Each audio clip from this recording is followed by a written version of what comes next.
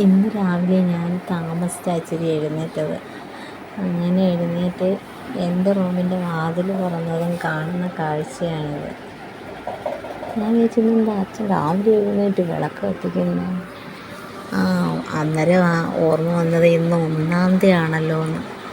പണ്ടൊക്കെ ആണെങ്കിൽ നമ്മൾ 1-ാം തീയതി വരാൻ കാത്തിരിക്കുമായിരുന്നു. അച്ഛൻ്റെ കയ്യിൽ നിന്ന് അമ്മയുടെ കയ്യിൽ നിന്നൊക്കെ കൈനീട്ടം വാങ്ങിച്ചിട്ട് അത് കൊണ്ടുപോയി മിഠായി വാങ്ങിക്കാനായിട്ട്. ഇപ്പം 1-ാം തീയതി വരുന്നതും പോകുന്നതും ഒന്നും അറിയുന്നില്ല. ആഴ്ചകളും മാസങ്ങളും വർഷങ്ങളും എല്ലാം കടന്നു പോകുന്നു. ഇതൊന്നും അറിയുന്നില്ല. രാവിലെ എഴുന്നേറ്റ് പാചകം ചെയ്യുന്നു, ആശുപത്രി പോകുന്നു, വൈകിട്ട് വന്ന് കിടന്ന് ഉറങ്ങുന്നു, പിറ്റേന്നും പോകുന്നു.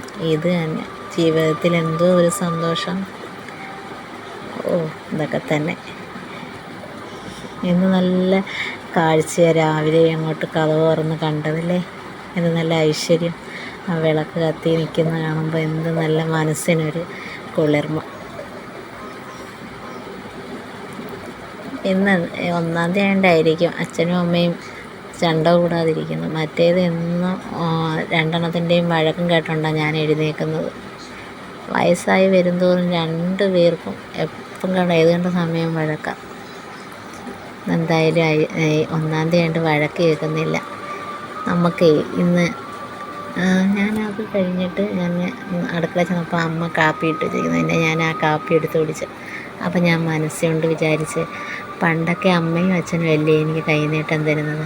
ഇന്നിപ്പോൾ എൻ്റെ കയ്യിൽ എത്ര രൂപ ഉണ്ടെന്ന് നോക്കട്ടെ എന്ന് പറഞ്ഞ് പൈസ നോക്കിയപ്പം ഒരു 40 രൂപ ഉണ്ടായിരുന്നു. ഞാൻ വിചാരിച്ച് അച്ഛനും അമ്മയ്ക്കും കൈനീട്ടം കൊടുക്കാം. അപ്പോൾ അവരുടെ സന്തോഷം നമുക്ക് കാണാമല്ലോ.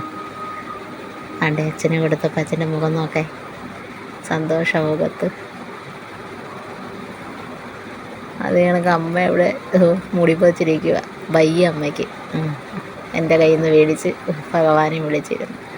അത് കഴിഞ്ഞപ്പോൾ ആണെങ്കിൽ ഞാൻ രാവിലെ ദോശ ഉണ്ടാക്കി. പക്ഷേ ഈ ദോശ നോക്കിയപ്പം കാണാം കപ്പക്കിഴങ്ങും ചീനിയും കാർത്തിക് ഉണ്ടാക്കിയതിൻ്റെ ബാലൻസ് അവിടെ ഇരിക്കുന്നത്. അപ്പം ഞാൻ വിചാരിച്ച് എന്തായാലും ഇതെടുത്ത് പുഴുങ്ങി അടിക്കാമെന്ന് വിചാരിച്ച് നോക്കിയപ്പം ഉള്ളിയൊക്കെ ഉണ്ടായിരുന്നു. അങ്ങനെ ഇന്നത്തെ രാവിലത്തെ കാപ്പിയും അടിപൊളിയായി.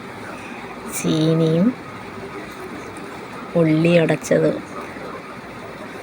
ദോശയും ഉണ്ടായിരുന്നു. ശരിയെങ്കിൽ.